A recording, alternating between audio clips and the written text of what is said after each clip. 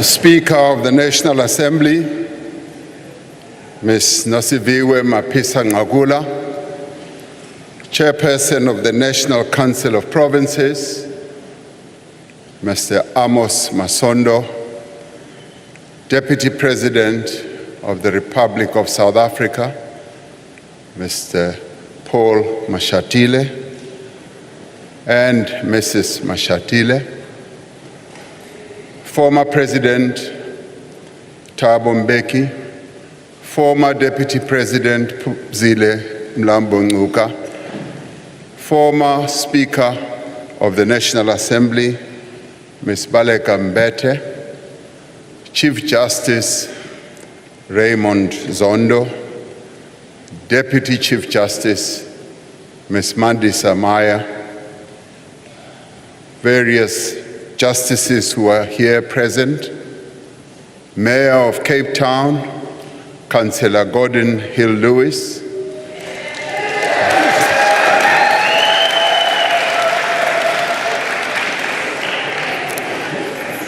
Dean of the Diplomatic Corps and Regional Deans, the heads of institutions supporting our democracy, eminent persons representing our 9 provinces who I just greeted a few minutes ago, members of Parliament, and fellow South Africans.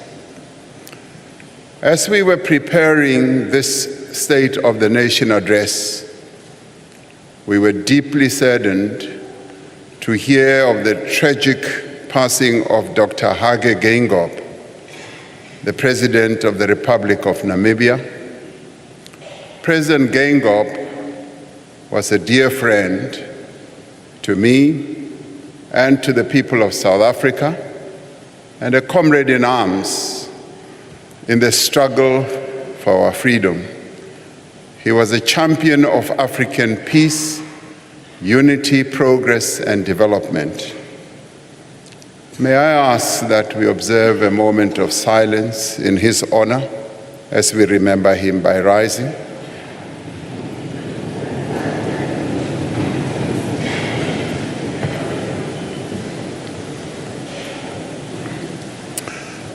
Thank you.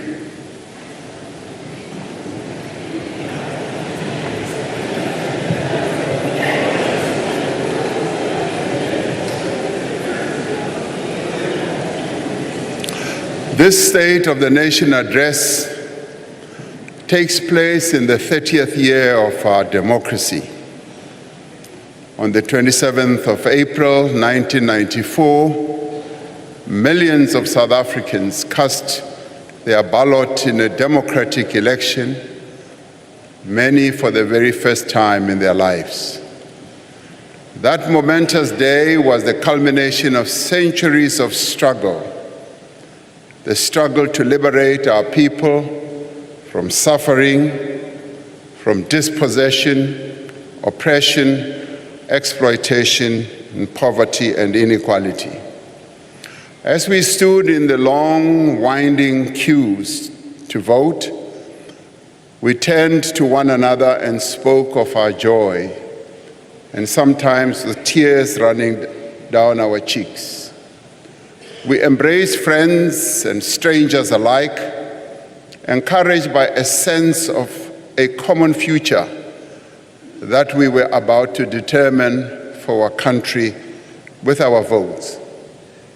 We placed into those ballot boxes not just a vote, but a dream of the country we wanted to build.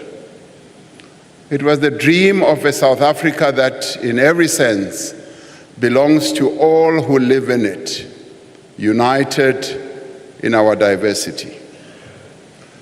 The world watched as Nelson Mandela, the father of our nation, cast his vote in Inanda in KwaZulu-Natal, the land of Ushaka, a hero whose name echoes across the ages, the birthplace of John Langalibalele Dube, the first president of the African National Congress.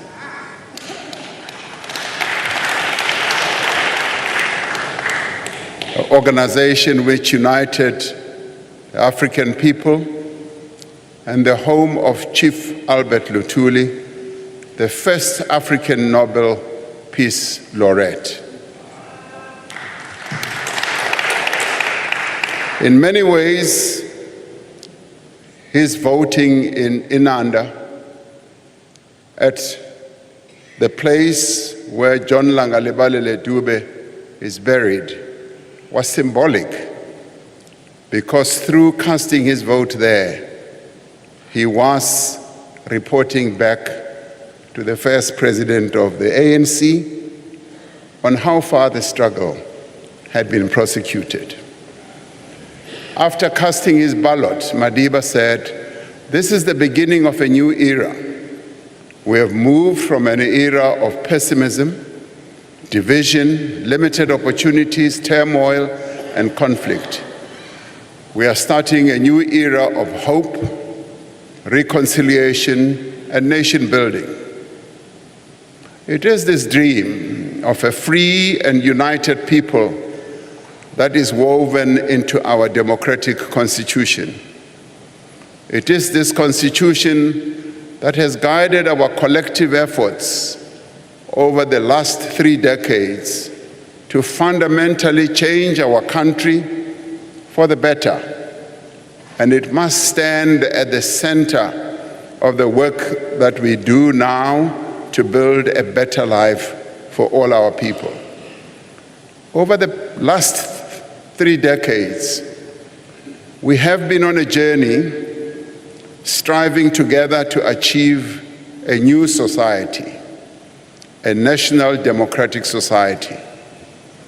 We have cast off the tyranny of apartheid and built a democratic state based on the will of the people. We have established strong institutions to protect the fundamental freedoms and human rights of all our people.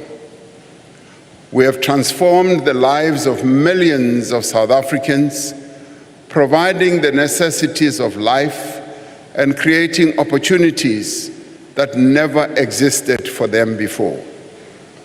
We have enabled a diverse economy whose minerals, whose agricultural products, and manufactured goods are exported and reach every corner of the world while creating jobs in our own country. As a country, we have returned to the community of nations, extending a hand of peace and friendship to all countries and all peoples. Just as we cannot deny the progress South Africans have made over the last 30 years, nor should we diminish the severe challenges that we continue to face as a people. We have endured times of great difficulty when the strength of our constitutional democracy has been severely tested. There have been times when events beyond our borders have held back our progress. The global financial crisis of 2007 and 2008 brought to an end a decade of strong growth and faster job creation. More recently, the Russia-Ukraine conflict has contributed to rising prices of fuel, food, and other commodities across the world, and has, as a result, made life more difficult for all South Africans. There have also been times when events at home have shaken the foundations of our constitutional democracy. Perhaps the greatest damage was caused during the era of state capture. For a decade, individuals at the highest levels of the state conspired with private individuals to take over and repurpose state-owned enterprises, law enforcement agencies, and other public institutions. In some cases, these activities were enabled by local and multinational companies. Billions of rands that were meant to meet the needs of ordinary South Africans were stolen. Confidence in our country was badly eroded. Public institutions were severely weakened. The effects of state capture continue to be felt across society, from the shortage of freight locomotives to crumbling public services, from poor performance of our power stations to failed development projects in a number of places. But South Africans, including many honest and dedicated public servants, fought back and worked together to defeat state capture. Even then, attempts to thwart the country's recovery continued. We recall with great anguish the events of July 2021, when individuals loyal to their own interests sought to provoke a popular insurrection, leading to a tragic loss of life and widespread destruction. Again, they were unsuccessful. These efforts to undo the hard-won gains of our freedom failed because the people of South Africa stood firm together in defense of our Constitution and its promise of a better life for all. It was the same determination that enabled the country to endure the devastation of COVID-19, the worst global pandemic in over a century. More than 100,000 South Africans lost their lives to the disease, and more than 2 million people lost their jobs.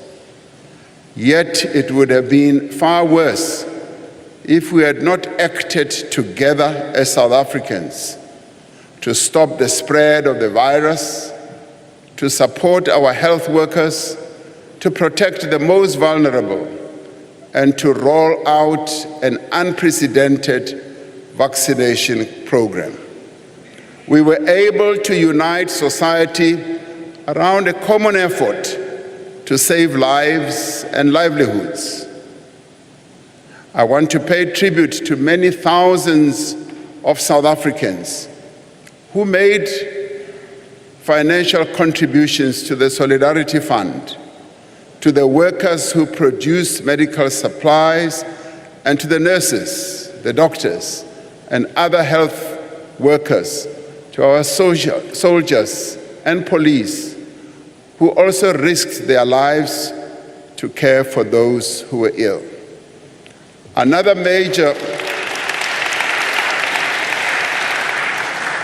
major challenge we had to address during this period is gender-based violence and femicide, which we characterized as the second pandemic. As the government, we have introduced laws and directed more resources to prosecuting perpetrators, providing better support to survivors, and promoting women's empowerment at an economic level. As a society, we must intensify our collective efforts to bring together various efforts that are going to bring gender-based violence and femicide to an end. In recent years, the country has had to confront the effects of climate change. We have had devastating wildfires here in the Western Cape, destructive floods in KwaZulu-Natal, unbearable heat waves in the Northern Cape, persistent drought in the Eastern Cape, and intense storms in Gauteng and Northwest. Much of the task of this administration was to get our country through these challenges and to work to regain our way. While each of these events has left its mark, our country has weathered every storm and every challenge that we confronted.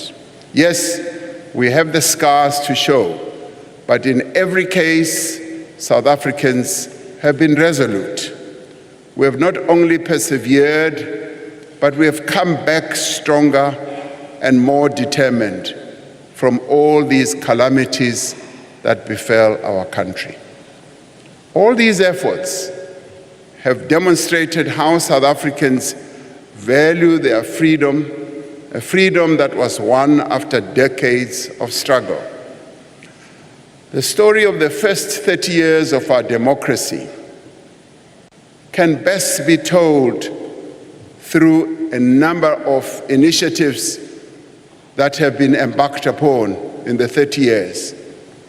But I think that the story can best be told through the life of a child who was born at the dawn of our democracy called Tintswalo. Tintswalo, democracy's child, grew up in a society that was worlds apart from the South Africa of her parents, South Africa of her grandparents and great-grandparents. Loko Tintswalo afika ka South Africa, ukume kuri swilo swo tala a swa ha fani na swilo swa khale. Ukume kuri swilo leswi endlaku hulumeni wa hina i swona swi nga kota ku ri swi yisa vutomi bya yena pambili. She grew up in a society governed by a constitution rooted in equality, the rule of law, and affirmation of the inherent dignity of every citizen. Tintswalo and many others born at the same time as her were beneficiaries of the first policies of the democratic state to provide free health care for pregnant women and children under the age of 6.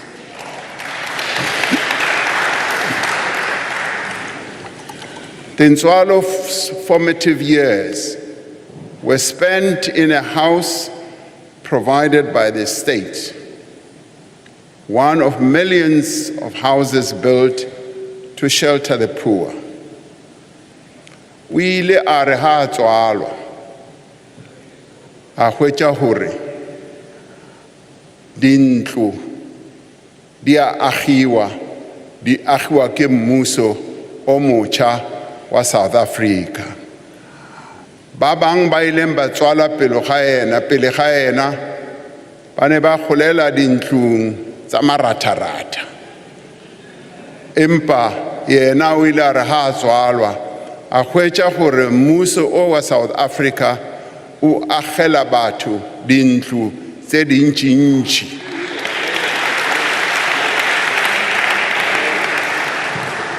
Tintswalo grew up in a household provided with basic water and electricity, in a house where her parents were likely to have lived without electricity before 1994.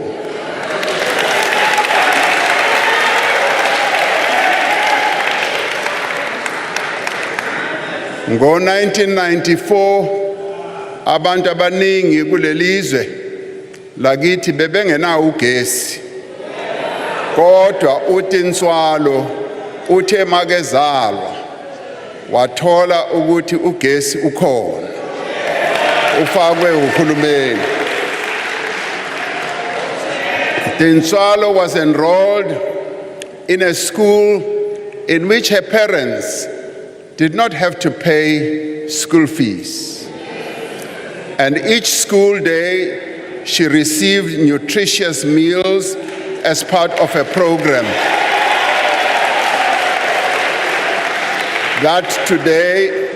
the program that today supports 9 million learners from poor families. Hoyu Tinswalo, duva achia chikoloni, usika chikoloni, gamacheloni, kazunga zikolo, uwana na breakfast, kazunga chikolo, uwana ziliwaza masiara.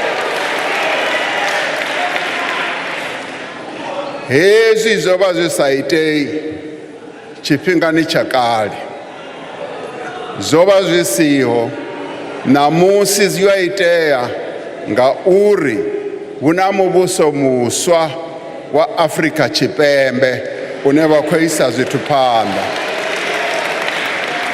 The democratic state provided a child support grant to meet Tinswalo's basic needs. This grant, together with other forms of social assistance, continues to be a lifeline for more than 26 million South Africans every month. With this support, Tinswalo, democracy's child, was able to complete high school. Through the assistance of the National Student Financial Aid Scheme, Tinswalo attended one of our TVET colleges and obtained a qualification.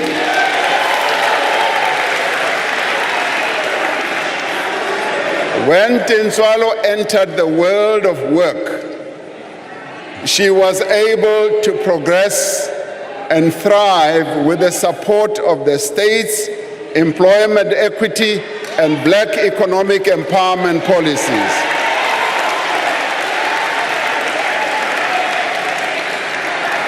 With the income she earned, she was able to save.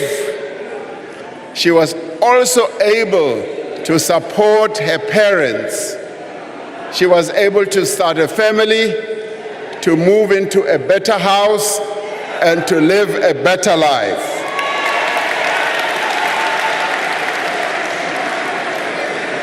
This is the story of millions of people who have been born since the dawn of democracy. Whether people like it or not, this is the reality of many people in our country. But truth be told, it is only part of the story. For despite the remarkable achievements of the last 30 years, many of democracy's children still face great challenges. Millions of young people aged 15 to 24 years are currently not in employment, education, or training. There are many who have a matric, a diploma, or a degree who are not able to find a job or do not have the means to even start a business. Now, this is a trend that prevails in many countries around the world. While economic growth is essential to reduce unemployment, we cannot wait to provide the work that many of democracy's children need. As government, we have taken steps to address the youth unemployment challenge. I had the privilege yesterday to be in the presence of almost 1,000 young people. 1,000 young people who are bearing testimony to how, through the various initiatives that government has put in place, that the private sector has also put in place, have been able to see progress in their own lives. 3 years ago, building on the experience and success of the expanded public works program, we launched the Presidential Employment Stimulus Through this program, we've been able to create more than 1.7 million work and livelihood opportunities. Through the stimulus, we have placed more than 1 million young people as school assistants in 23,000 schools. If you go around our country and you talk to school principals, you talk to school teachers, they will tell you how beneficial this program has been in assisting them in their schools, but more importantly, how beneficial this program has been to these young people who are being introduced to the world of work.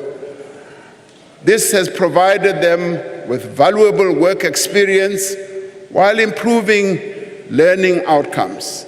Through the Presidential Youth Employment Intervention, we have established what we call SA Youth Mobi as a zero-rated platform for unemployed young people to access opportunities for learning and earning.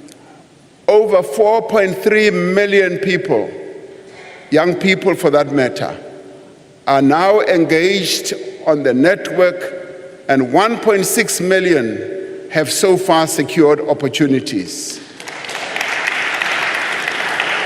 We have, working together with the National Youth Development Agency, the NYDA, set up a number of initiatives to provide opportunities for young people, including the National Youth Service and the Youth Employment Service, where we are cooperating and working with the private sector.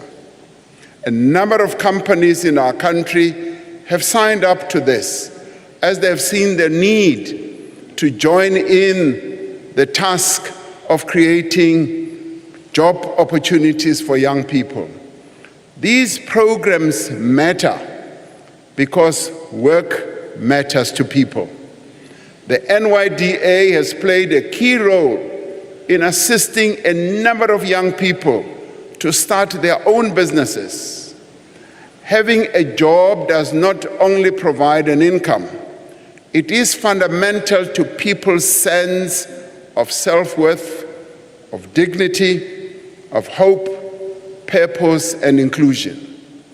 From the depths of deprivation and inequality, we have worked over 30 years to ensure that all South Africans have an equal chance to prosper. And we have sought to live up to leaving no one behind. It is not enough to recognize the injustices of the past. We need to correct them. We have introduced laws and undertaken programs to enable Black South Africans who were previously disadvantaged and prevented from getting into many opportunities.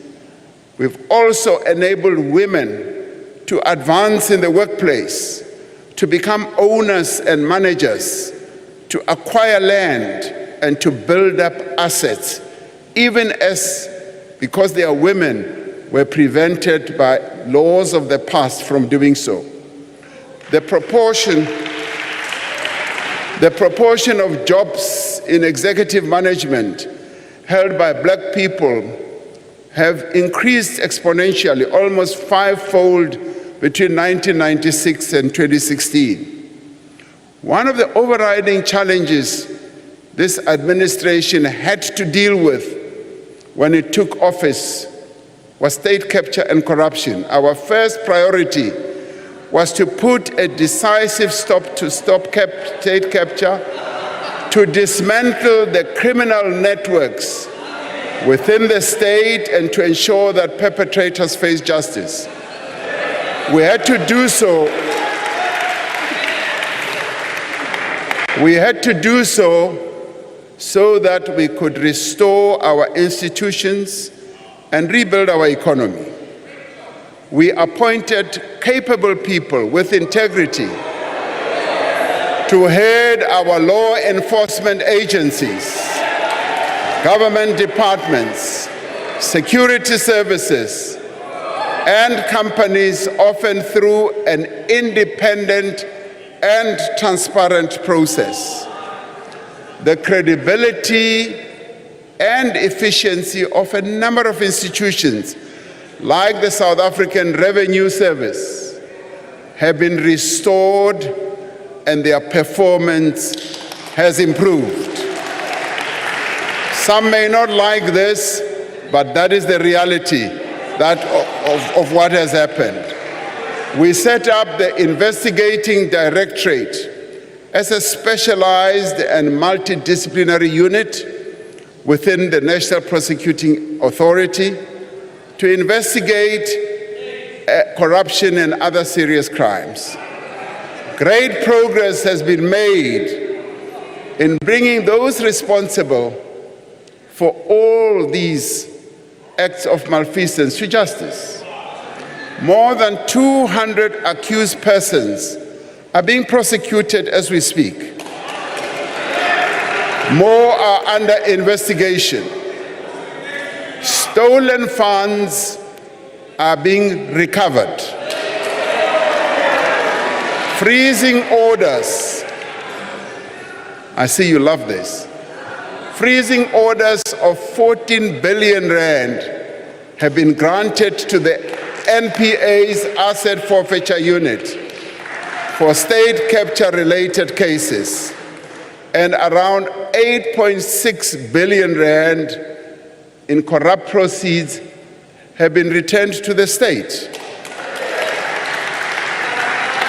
A restored and revitalized SARS has collected 4.8 billion in unpaid taxes as a result of evidence presented to the State Capture Commission, while the Special Investigating Unit has instituted civil litigation to the value of 64 billion rand. We have taken steps, including through new legislation, to strengthen our ability to prevent fraud and secure our removal from the grey list of the Financial Action Task Force. With the assistance of business, we have set up a digital forensic capability to support the NPA, especially its investigating directorate, which in due course will be expanded to support law enforcement more broadly.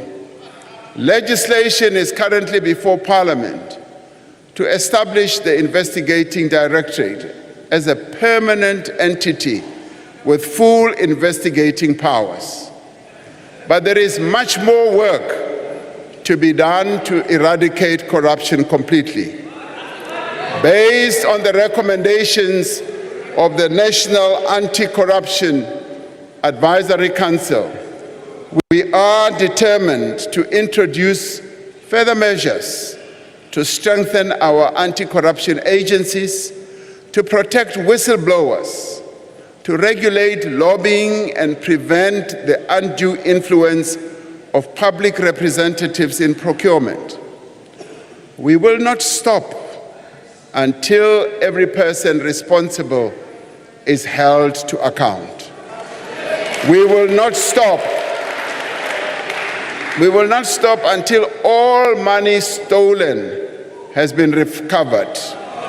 And yes, we will not stop until even those corporations, blue chip corporations that were involved in state capture, are made to be accountable. The real tragedy of state capture was that it diverted attention and resources away from what government should have been doing, which is to grow our economy and create jobs. Over the past 5 years, we have worked earnestly to revive our economy from a decade of stagnation and to protect it from both domestic and global shocks. We have made progress in a number of ways. Our economy today is 3 times larger than what it was 30 years ago.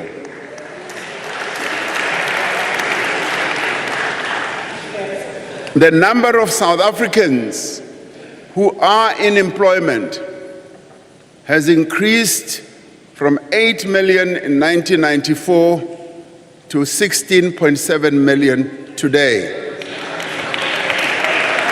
Over the last 2 years, the number of jobs being created has been increasing every quarter, and we now have more people in employment than before the pandemic.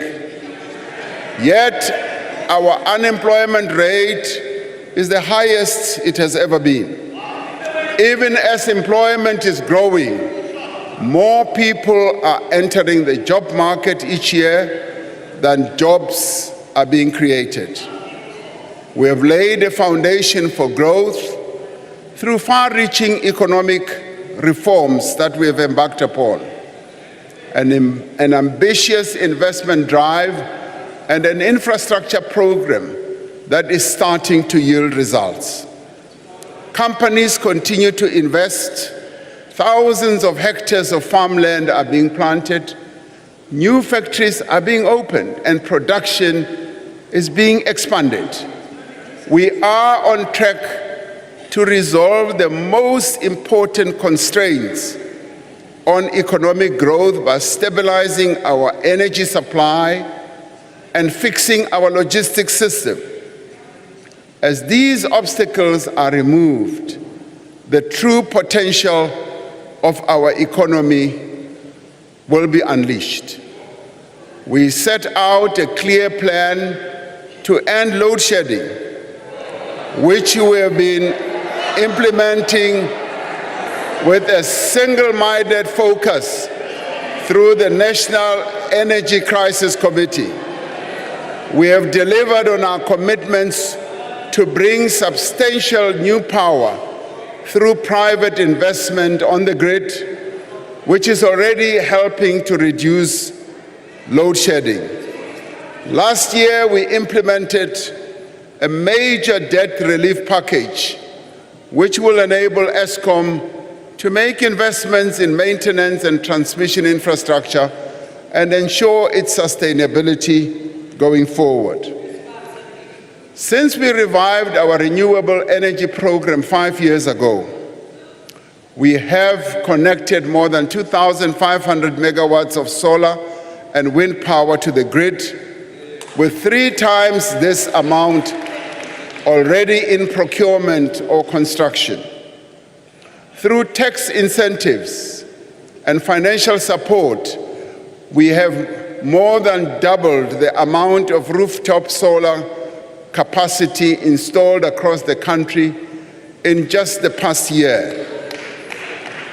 We have implemented sweeping regulatory reforms to enable private investment in electricity generation, with more than 120 new private energy projects that are now in development. These are phenomenal developments that are driving the restructuring of our electricity sector in line with many other economies have done to increase competitiveness and to bring down their energy prices. Through all these actions, we are confident that the worst is behind us and the end of load shedding is finally within reach.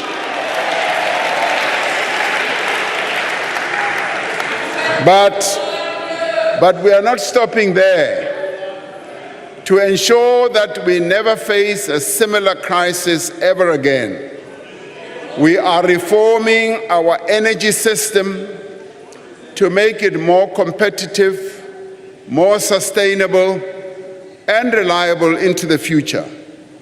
We are going to build more than 14,000 kilometers of new transmission lines to accommodate renewable energy over the coming years. To fast-track this process, we will enable investment in transmission infrastructure through a variety of innovative investment models. Re tla ya mo bao ba nang le tjhelete. Re ba bitse gore ba tle ba tlo sebetsana le rona ka go kenya ditjhelete tsa bona mo transmission ya motlakase. Go etsetsa gore transmission ya rona e tie.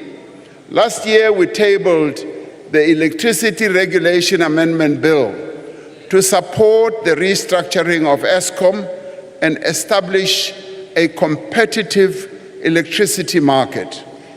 As we undertake these reforms, we are positioning our economy for the future growth in a world shaped by climate change and a revolution in green technologies. In the last 3 years, our country has seen the increase in extreme weather events, often with disastrous consequences. This is why we are implementing a just energy transition, not only to reduce carbon emissions and fight climate change, but to create growth and jobs for our people in the future. We will undertake this transition at a pace, at a scale, and at a cost that our country can afford, and in a manner that ensures energy security.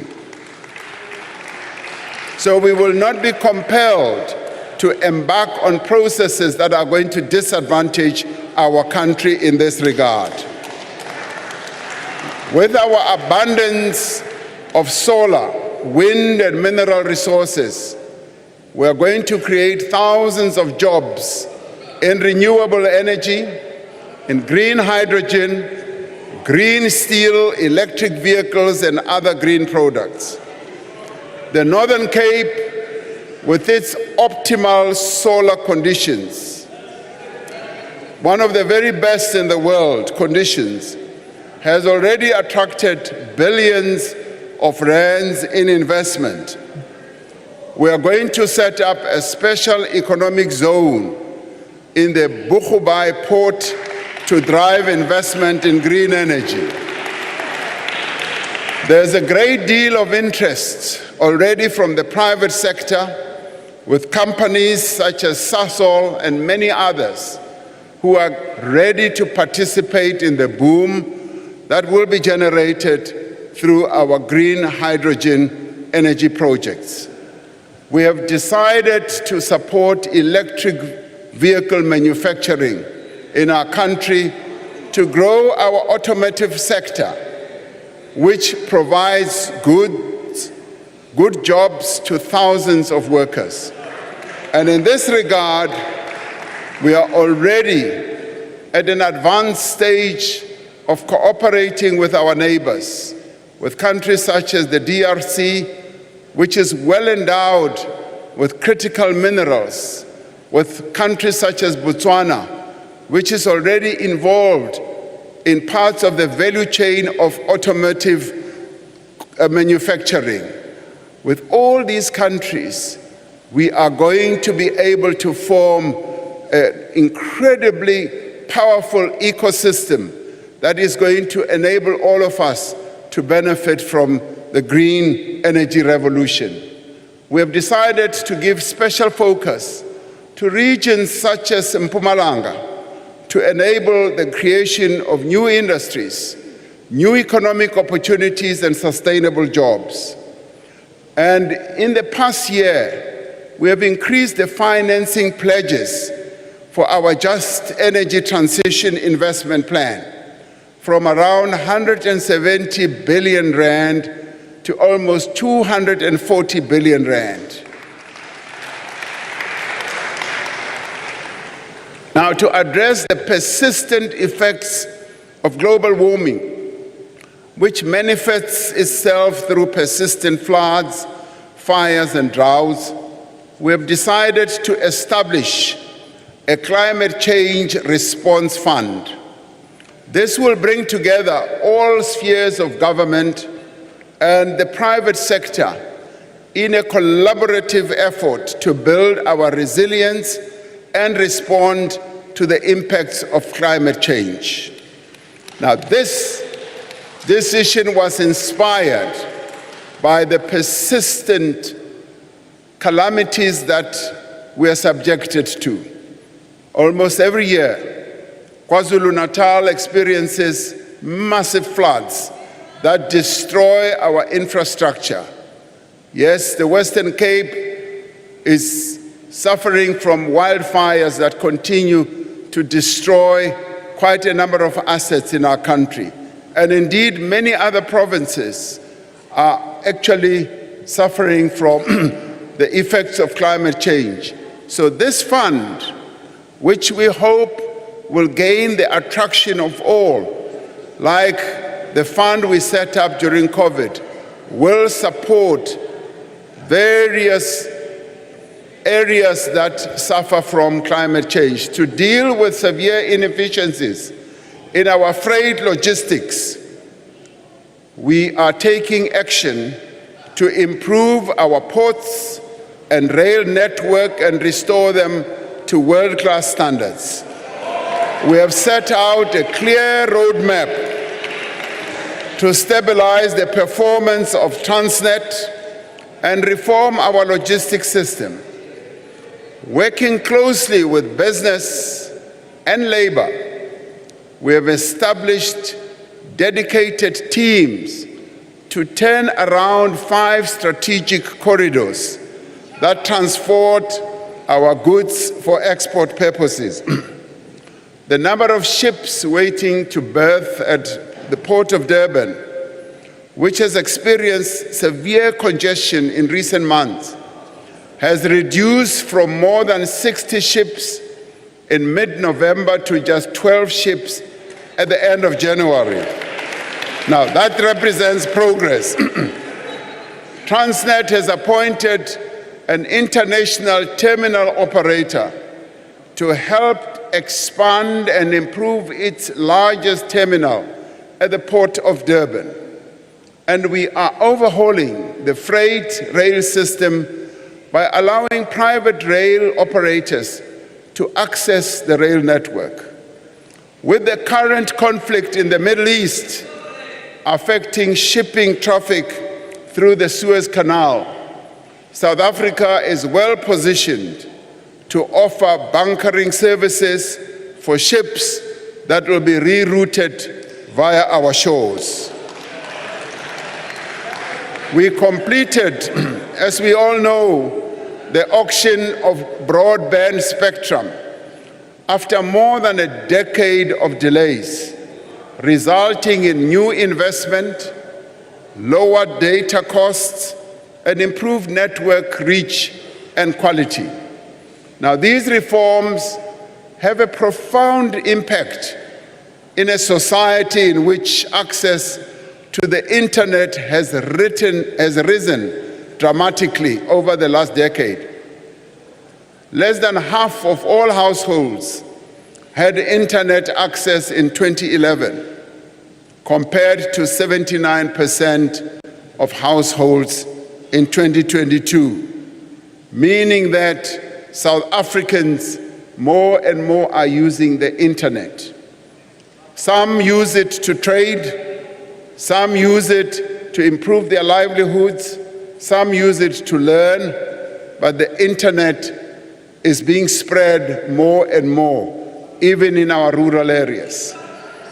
Just this week, we published new regulations to reform our visa system, which will make it easier to attract the skills that our economy needs and create a dynamic ecosystem for innovation as well as entrepreneurship.